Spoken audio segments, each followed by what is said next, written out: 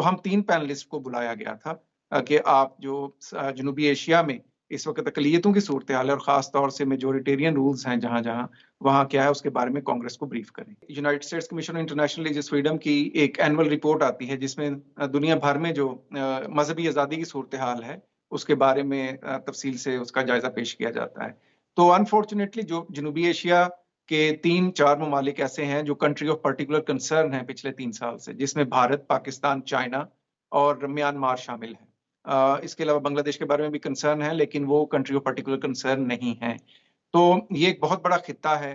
फिर अमेरिका का और अमेरिकन कांग्रेस का इस रीजन में बहुत ज़्यादा स्ट्रेटेजिक इंटरेस्ट है, क्योंकि पाकिस्तान किसी ज़माने में अमेरिका का पार्टनर रहा है और इसी तरह भारत के साथ अमेरिका आने वाले वक़्त में बहुत सारे दिफ़ाई और मुआशी ताल्लुकात बनाने जा रहा है और मौजूद भी हैं वो ताल्लुकात।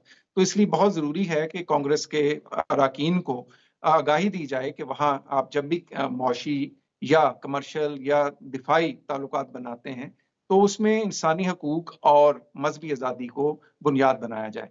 राइट। तो आपने भारत की बात की। भारत के वज़ीर आज़म क्यों के दौरे पे हैं, इसलिए इस ब्रीफिंग की ज़रूरत पड़ी। नाउ अगर जी, कल को कोई पाकिस्तान से, क्योंकि पाकिस्तान भी एक मुल्क है जो कि जी, जिसके बारे में कंसर्न्स हैं।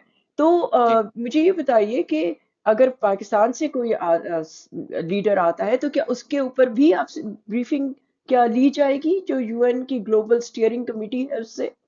क्योंकि ब्रीफिंग का मकसद जनूबी एशिया था, तो मेरी जो पहली स्लाइड्स थी वो पाकिस्तान के बारे में ही थी। जैसे पाकिस्तान में कुछ हिंदू अक़लियत की ख़वातीन के अबडक्शन का इश्यू है, उस पर हमने बात की। फिर जो पिछली हुकूमत के तहत एक सिंगल नेशनल कुरिकुलम बनाया गया, उसमें जो अक़लियतों के कंसर्न्स हैं, उस पे हमने बात की। इसी तरह जो सेक्टेरियन इश्यूज़ हैं मेजॉरिटेरियन और सेक्टेरियन इश्यूज़ हैं, उस पर भी हमने बात की। इस तरह चाइना पे भी बात हुई। लेकिन भारत पर भी बात हुई। अब मैं आपको एक ये बताता चलूँ कि जब भी किसी मुल्क के सरबराह अमेरिका के दौरे पे होते हैं, तो जो डायस्पोरा यहाँ बसता है और ख़ास तौर से वो डायस्पोरा जो अफ़ेक्टेड है, वो अपने कांग्रेसमैन और वुमन को लिखता है कि फलाँ मुल्क के वज़ीर-ए-आज़म ये सदर अमेरिका के दौरे पे आ रहे हैं। हमारी जो ख़ास तौर से जो अक़लियती कम्युनिटी है, उसके लोगों के साथ माज़ी में ये हालात रहे हैं और हाल में ये हैं, तो इसलिए आप हर सूरत में इन इश्यूज़ को उनके साथ रेज़ करें। तो उसका बुनियादी जो फिर तरीकाकार है वो यही है कि उसपे या तो कांग्रेशनल हियरिंग करवाई जाती है या ब्रीफिंग करवाई जाती है। 2016 में जब नरेंद्र मोदी आए थे पहले दौरे पर कांग्रेस के, तो उस वक़्त भी Tom Lantos human rights commission की एक हियरिंग हुई थी और 36 के करीब अरकान कांग्रेस ने एक खत जो है वो पॉल राइन जो स्पीकर थे, उनको लिखा था। तो उस वक़्त मैंने भी टेस्टिफाई किया था उस हियरिंग में और उन्होंने इन मज़हबी आज़ादी के मामलात पर उनकी तवज्जो दिलाई थी। तो आपका सवाल कि कल को अगर पाकिस्तान के कुछ अहबाब यहाँ आएँगे दौरे पर और अगर लोगों को कंसर्न होंगे और पाकिस्तान कुछ अक़लियतें कुछ चीज़ें फ्लैग अप करनी चाहेंगी, तो कांग्रेस अगर चाहेगी तो उसपे भी ब्रीफिंग और हियरिंग होगी। जो इंसानी हकूक का या मज़हबी आज़ादी का मामला है, वो सभी कौमों के लिए इक्वल अहमियत का हामिल है। और ख़ास तौर से हम जैसे लोग मुसलसल ये कहते आए हैं कि जहाँ ट्रेड एयर टाइज़ की बात की जाती है, जहाँ दिफ़ाई और मुआशी मुआहिदों की बात की जाती है, तो अमेरिका क्योंकि आज़ादी का अलमबरदार है, तो उसको जब ये मुआहिदे जब वो करता है या कांग्रेस उसमें हिस्सा लेती है ऐसे मुआहिदों में, तो उनको जो इंसानी आज़ादियाँ हैं, हकूक हैं, उनका ख़्याल रखना चाहिए।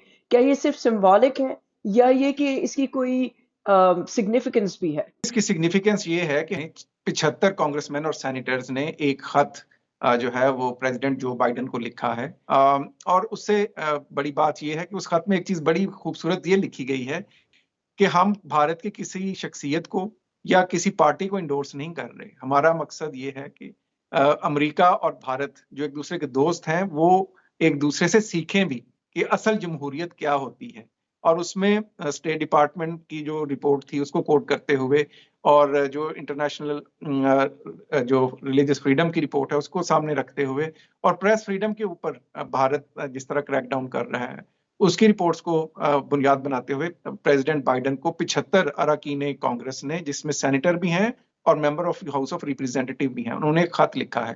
तो जब 2016 में नरेंद्र मोदी आए थे, उस वक्त जब 35 अरकान ने खत लिखा था, उसका बहुत अच्छा असर हुआ था। वो ये था कि जब वो वापस गए तो उस वक्त भारत में एक घर वापसी स्कीम चल रही थी, जिसके तहत मुसलमानों को जो है वो हिंदुइज्म में कन्वर्ट किया जा रहा था, और कुछ दलित लोगों को। तो नरेंद्र मोदी ने बहुत सख्त उस पर स्टेटमेंट दी थी कि इस सबको रुकना चाहिए, क्योंकि इससे भारत की बदनामी होती है। तो हमें उम्मीद रखनी चाहिए कि ये जो ब्रीफिंग हुई है, उसके बाद जो ये 75 अरकान कांग्रेस और सेनेट का खत जो है सदर बाइडेन को लिखा गया है, उसके नतीजे में भारत में जो है आज़ादी राय की सूरत हाल बेहतर होगी, इंसानी हकूक की सूरत हाल बेहतर होगी, और रिलीजियस फ्रीडम की हालात बेहतर होंगे। खित्ते में अगर देखा जाए तो और भी मुल्क हैं जिनमें मजहबी आज़ादी और प्रेस फ्रीडम के इश्यूज हैं, लेकिन क्या भारत को हायर स्टैंडर्ड्स पे इसलिए होल्ड किया जा रहा है कि वो एक बड़ी डेमोक्रेसी है, एक जी। बड़ी ताकत है? डू यू थिंक कि हायर स्टैंडर्ड्स हैं भारत के लिए? देखिए, अब भारत के लिए हायर स्टैंडर्ड्स नहीं है, स्टैंडर्ड सबके लिए बराबर हैं। लेकिन भारत, जैसा हमने कहा, कि एक बड़ी इकोनॉमी है, और अब वो क्वाड का मेंबर है, फिर ब्रिक्स की मेंबरशिप उसके पास है, और अब नरेंद्र मोदी क्योंकि अमेरिका आ रहे हैं, तो वो दिफाई ताल्लुकात को मजबूत करने के लिए आ रहे हैं, नए मौशी मुआहदे करने आ रहे हैं।